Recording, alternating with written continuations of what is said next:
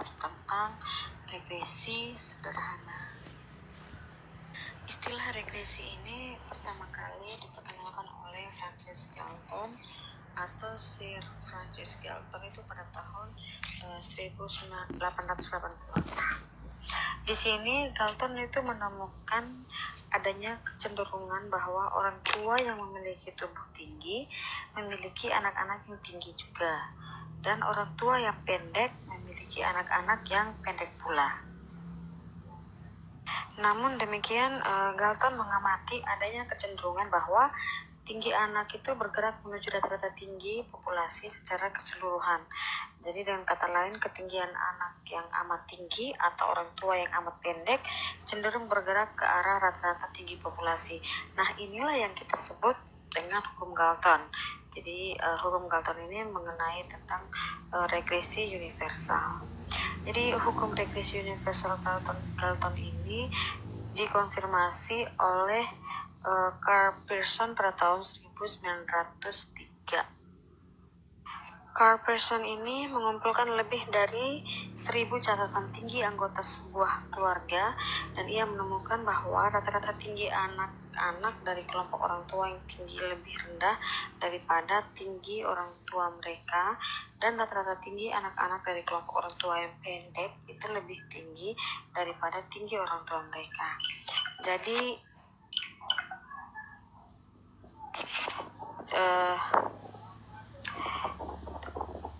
dengan meregres, anak-anak tinggi dan pendek menuju rata-rata tinggi semua orang. Di dalam bahasa Galton ini sering disebut sebagai regresi menuju mediokritas atau regression to mediocrity. Secara umum, analisis regresi ini pada dasarnya itu adalah studi mengenai ketergantungan variabel dependen dengan satu atau lebih variabel independen. Nah, tujuannya itu untuk mengestimasi atau memprediksi rata-rata populasi atau nilai rata-rata variabel dependen berdasarkan nilai variabel independen yang diketahui. Hasil regresi itu berupa koefisien untuk masing-masing variabel independen. Nah, koefisien ini diperoleh dengan cara memprediksi nilai variabel dependen dengan suatu persamaan. Jadi, koefisien regresi ini dihitung dengan dua tujuan. Pertama, meminimumkan penyimpangan antara nilai aktual dan nilai estimasi variabel dependen berdasarkan data yang ada. Dan yang kedua, itu tujuannya yaitu mengoptimalkan korelasi antara nilai dependen prediksi dan aktual. Regresi linear sendiri dibagi menjadi dua, yaitu regresi linear sederhana dan regresi linear berganda. Jadi yang membedakan kedua regresi ini yaitu variabel independen, di mana pada regresi sederhana variabel independennya hanya satu dan variabel dependennya juga satu. Jadi hanya ada dua variabel, satu dependen dan satu independen. Sedangkan dalam regresi berganda itu ada beberapa, satu, dua, atau tiga atau lebih dari satu variabel independen dan satu variabel dependen. Untuk model dari regresi sederhana dapat kita lihat di sini, yaitu YI sama dengan beta 0 tambah beta 1 XI ditambah dengan EI ya, atau error atau galat yang kita sebut. Jadi kalau EI ini adalah nilai perubahan respon dalam amatan KI atau nilai dari variabel dependen. Kalau andaikan datanya time series, maka pada tahun KI. Kalau andaikan data cross section, maka ini bisa menjadi amatan KI. Nah, beta 0 dan beta 1 ini adalah parameter. Nah, XI adalah konstanta yang diketahui, yaitu nilai perubahan bebas dari amatan KI atau data dari variabel independen. Nah, EI ini adalah suku galat atau error terms. Nah, model regresi ini dikatakan sederhana karena linear dalam parameter dan linear dalam peubah bebas. Nah, dikatakan sederhana karena hanya ada satu peubah bebas, ada dua variabel maksudnya, yaitu ada satu peubah bebas dan satu terikat.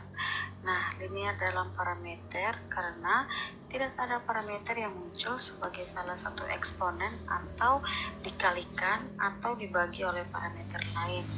Sedangkan linear dalam peubah bebas sebab peubah ini di dalam model berpangkat 1, jadi tidak ada pangkat 2, bukan xi pangkat 2, jadi ini hanya dipangkatkan 1. Jadi itu dikatakan linear dalam peubah bebas. Nah, model yang linear dalam parameter dan linear juga dalam peubah bebas itu dinamakan dengan model ordo pertama. Di sini kita menggunakan Y-topi atau Y-cup itu dengan maksud untuk mewakili populasi yang ada. Jadi ini regresi untuk regresi sampel yang akan mewakili regresi sederhana populasi. Jadi kedua parameter beta 0 dan beta 1 dalam model regresi ini dinamakan koefisien regresi. Nah, beta 1 ini adalah kemiringan atau slope garis regresi. Nah, kemiringan ini menunjukkan perubahan rataan sebaran peluang bagi Y untuk setiap kenaikan X satu satuan. Sedangkan parameter beta 0 adalah nilai intercept Y garis regresi tersebut. Jadi bila cakupan model tidak mencakup X sama dengan 0, maka beta 0 ini mempunyai makna sebagai array rata, jadi sebagai array rata ya. Sifat stokastik dari model regresi mengandung arti bahwa setiap nilai X terdapat suatu distribusi probabilitas seluruh nilai Y. Dengan kata lain, nilai Y tidak dapat diprediksikan secara pasti. Dan ketidakpastian mengenai nilai Y ini timbul karena ada faktor stokastik dari Galat yang memberi sifat random pada Y. Nah, kalau di sini kita simbolkan dengan EI. Nah, ada beberapa alasan mengapa perlu kita sisipkan faktor Galat dalam persamaan kita. Alasan pertama yaitu karena kesalahan dalam persamaan. Nah, misalkan model kita ini Y ini menunjukkan pengeluaran konsumsi dan X adalah penghasilan siap pakai atau disposable income. Nah, model ini menyatakan pengeluaran konsumsi itu tergantung sepenuhnya pada penghasilan siap pakai. Tapi kenyataannya ada berbagai faktor lain seperti jumlah komposisi dan jumlah keluarga, variasi umur, kebiasaan, dan selera itu mempengaruhi pengeluaran konsumsi keluarga. Nah, faktor-faktor tersebut ini diabaikan dalam model di atas. Nah, dapat diperkirakan bahwa hubungan tersebut sebagai hubungan yang pasti, kecuali kalau faktor-faktor yang lain tersebut diasumsikan tetap konstan. Nah, jika seluruh faktor lain itu dianggap konstan dan data yang dipakai hanya data X dan Y, maka model sederhana dapat menghasilkan hubungan yang pasti antara konsumsi dan penghasilan. Tapi hubungan semacam itu tidak pernah ada dalam kenyataan. Jadi tidak selamanya disposable income itu yang mempengaruhi pengeluaran konsumsi. Jadi bisa saja karena ada selera seseorang atau dengan jumlah anggota keluarga yang bertambah. Jadi komposisi dan jumlah keluarga juga mempengaruhi sebenarnya berapa besarnya pengeluaran konsumsi. Jadi semakin banyak bisa diasumsikan semakin banyak jumlah keluarga pasti akan semakin besar juga pengeluarannya. Jadi penyisipan faktor Galat dalam model tersebut akan mewakili himpunan pengaruh dari seluruh variabel-variabel yang diabaikan tadi. Alasan berikutnya yaitu karena kesalahan dalam pengukuran atau kesalahan dalam variabel. Nah, alasan lain ini karena faktor Galat itu dapat mewakili kesalahan-kesalahan dalam pengukuran, baik dalam pencatatan, pengumpulan, maupun dalam pengolahan data variabel X dan variabel Y. Jadi faktor galat ini mencerminkan kesalahan-kesalahan yang dilakukan dalam pengamatan. Alasan ketiga, karena ketidaksempurnaan spesifikasi bentuk matematis model. Nah, bentuk persamaan yang sebenarnya itu mungkin bukan linear. Terdapat beberapa persamaan yang sesungguhnya termasuk dalam model tapi tidak dimasukkan. Pada hakikatnya itu fenomena ekonomi jauh lebih kompleks dari hanya sekedar suatu persamaan tunggal. Misalnya, harga barang selain menentukan jumlah yang diminta, harga barang juga itu bisa menentukan jumlah barang yang ditawarkan di pasar. Nah, dalam keadaan tersebut, mempelajari fenomena ekonomi itu tidak cukup dengan model persamaan tunggal. Faktor galat dapat menampung kesalahan, yaitu kesalahan karena ketidaksempurnaan spesifikasi bentuk model atau kesalahan yang berkaitan dengan jumlah persamaan model. Alasan keempat, karena agregasi.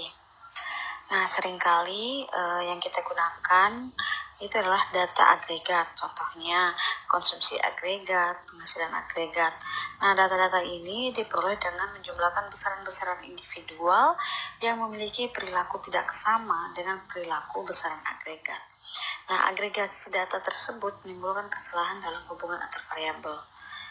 Nah, agregasi tersebut itu biasanya berupa agregasi rentang waktu, agregasi spasial, agregasi silang waktu atau cross-section, dan sebagainya. Jadi dalam pembuatan model itu semaksimal mungkin memasukkan variabel-variabel penjelas ke dalam model sebagai variabel-variabel yang terpisah. Sedangkan sisanya itu diperuntukkan sebagai variabel gangguan atau variabel galat. Nah, penyisipan galat atau E1 tadi ke dalam model merupakan cara untuk memasukkan variabel yang berpengaruh namun sukar untuk dipisahkan. Jadi pengeluaran konsumsi Y yang variabel terikat tadi tidak hanya tergantung pada penghasilan siap pakai X, tetapi juga sejumlah faktor penyebab-penyebab lainnya dalam bentuk stochastic disturbance atau gangguan stokastik atau galat. Maka distribusi probabilitas Y dan sifat-sifatnya ditentukan oleh nilai X, dan distribusi probabilitas galat untuk jadi untuk melakukan spesifikasi model harus memperhatikan 3 hal, yaitu bentuk matematis hubungan antar variabel, terus distribusi probabilitas faktor galat, dan hakikat nilai-nilai variabel penjelas atau variabel bebas. Jadi, kalau dengan melihat garis regresi, jarak antara garis regresi dan titik observasi, inilah yang kita sebut dengan error atau galat. Nah, ini menunjukkan bahwa ada beda nilai sesungguhnya dengan nilai prediksi. Jadi, idealnya itu kita berharap bahwa seluruh titik-titik berada pada garis, atau bisa saja pengaruh galat tadi itu sedikit. Jadi, variabel yang ada dalam model itu sudah cukup baik untuk menjelaskan variabel dependen atau terikat. Namun kenyataannya tuh hampir tidak mungkin. Misalkan kayak tadi ya sudah saya jelaskan bahwa yang mempengaruhi pengeluaran konsumsi itu tidak selamanya dari pendapatan yang siap untuk digunakan, tapi juga bisa dari variabel lainnya. Jadi tidak selamanya ya. Maka apa sih solusinya? Nah, solusinya adalah kita akan mencari garis dengan error yang paling kecil. Kalau andaikan semakin kecil galat atau errornya, maka akan semakin bagus variabel yang ada dalam model tersebut. Nah, bagaimana teknik yang akan kita gunakan? Yaitu kita akan menggunakan teknik estimasi, yaitu ordinary least square atau OLS atau metode kuadrat terkecil. Perlu untuk kita ingat bahwa tujuan dari analisis regresi ini bukan hanya untuk mendapatkan beta 1 dan beta 2 yang topi atau cup itu untuk mewakili beta 2 populasi, tapi juga untuk mendapatkan inferensi nilai sebenarnya dari beta 1 dan beta 2 populasi. Sebagai contoh, jadi kalau kita ingin mengetahui seberapa dekat beta 1 cup atau beta 1 topi dan beta 2 topi mewakili pasangannya dalam populasi, atau seberapa dekat Y topi itu mempresentasikan Y yang sebenarnya. Sehingga untuk menentukan fungsi dari model, maka kita harus membuat beberapa asumsi mengenai perilaku sehingga Y itu diperoleh. Nah, ada beberapa asumsi yang akan digunakan menurut model Gaussian atau model standar atau CLRM. Itu yang menjadi titik acuan sebagian besar dari teori ekonometrika, yaitu memiliki 7 asumsi. Yang pertama yaitu model regresi harus linear dalam parameternya. Jadi sudah seperti yang kita katakan pada awal tadi, persamaannya harus, model regresi itu harus linear dalam parameter. Asumsi kedua yaitu nilai X selalu tetap atau nilai X yang independen terhadap faktor galat atau kesalahannya, error terms. Nilai regresor X itu selalu dianggap tetap dalam pengambilan sampel yang berulang atau pengambilan sampel sejalan dengan pengumpulan variabel Y yang disebut dengan regresor stokastik. Nah, yang asumsi ketiga yaitu nilai rata-rata 0 dari faktor galat untuk setiap nilai X tertentu. Jadi nilai error itu harus sama dengan 0. Asumsi keempat, varian untuk masing-masing error term itu harus konstan. Asumsi kelima, tidak terjadi autokorelasi. Asumsi keenam, jumlah observasi N harus lebih besar dari jumlah parameter yang akan diestimasi. Dan asumsi ketujuh yaitu nilai X dari sampel tertentu tidak selalu harus sama. Dan untuk dapat terkecil, nilai beta 0, beta cup 1 dapat kita peroleh dengan beta cup 0 atau parameter beta 0 ini itu sigma X I kuadrat dikalikan dengan sigma YI dikurangkan dengan sigma XI dikalikan sigma XY dibagi N kali sigma XI kuadrat dikurangkan dengan sigma XI dikuadratkan. Sedangkan beta 1 cup sama dengan N kali sigma XI YI kurang sigma XI kali sigma XY dibagi N kali sigma XI kuadrat dikurangkan dengan sigma XI dikuadratkan. Ini contoh soalnya, seorang pengusaha bernama Karan ingin meneliti tentang pengaruh biaya promosi terhadap volume penjualan pada perusahaan sepatunya. Nah, dari pernyataan tersebut didapat variabel dependennya atau Y adalah volume penjualan dan variabel independennya X adalah biaya promosi. Nah, data-data itu ditabulasikan sebagai berikut ya. Jadi ini ada untuk penjualan, biaya penjual promosi, dan volume penjualannya. Langkah pertama kita mencari nilai beta 0 cup-nya.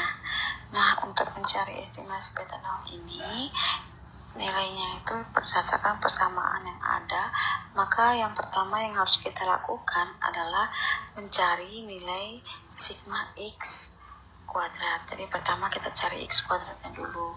12 pangkat 2, 14 pangkat 2, 13 pangkat 2, dan seterusnya. Maka dapat kita peroleh 124, 196, dan sigma dari X kuadrat adalah 1833. Dikalikan dengan sigma Y. Sigma Y berarti volume penjualan. Ditotalkan dapatnya 620. Dikurang dengan sigma X. Sigma X adalah 135. Jumlah dari biaya promosi seluruhnya. Dikalikan dengan sigma X kali Y. Berarti kita harus cari lagi X kali Y. X kali Y, berarti 12 kali 56 dapatnya 1672, 14 kali 62 dapatnya 1868, dan seterusnya. Sehingga sigmanya itu bisa kita peroleh sebanyak 8383 dibagi dengan N adalah 10. Total observasi kita ada 10.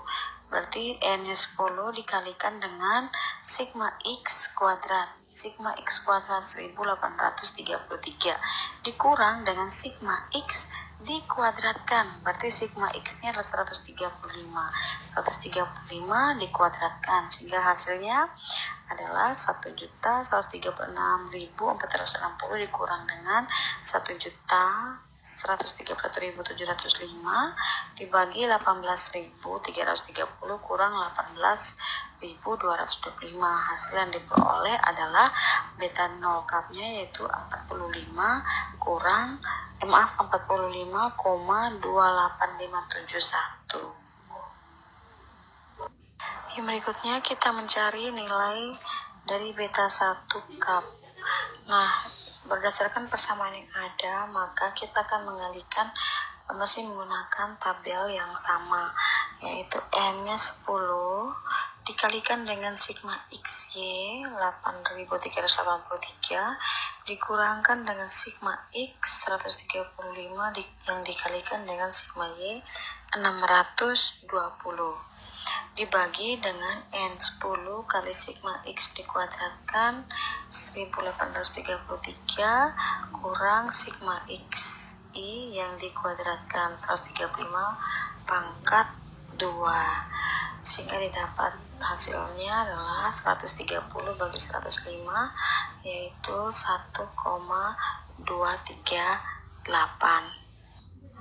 Nah, berdasarkan hasil persamaan beta 0 tadi 45,285 dan beta 1 1,238, maka bisa dibaca jika terjadi kenaikan biaya promosi sebanyak satu nilai mata uang, misalnya Rp1, maka akan meningkatkan volume penjualan sebanyak 1,23.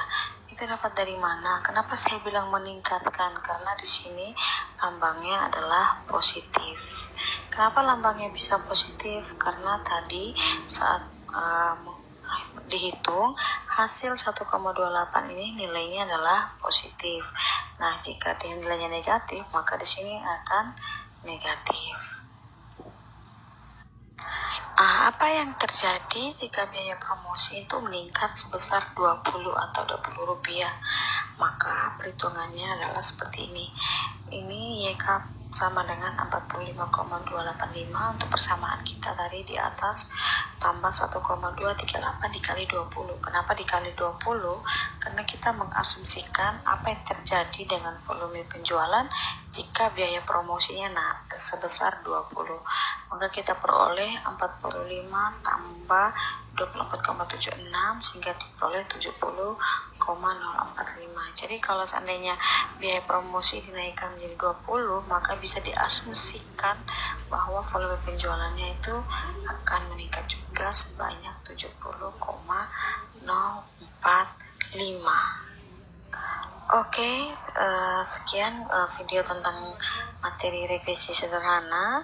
Bagi teman-teman yang mengerti, paham, silakan tolong dibantu untuk di-subscribe, like, dan boleh di-share ke teman-teman lainnya untuk dipelajari. Jika ada salah-salah perhitungan, silakan komen di bawah untuk menjadi pembelajaran bagi saya dalam pembuatan video berikutnya.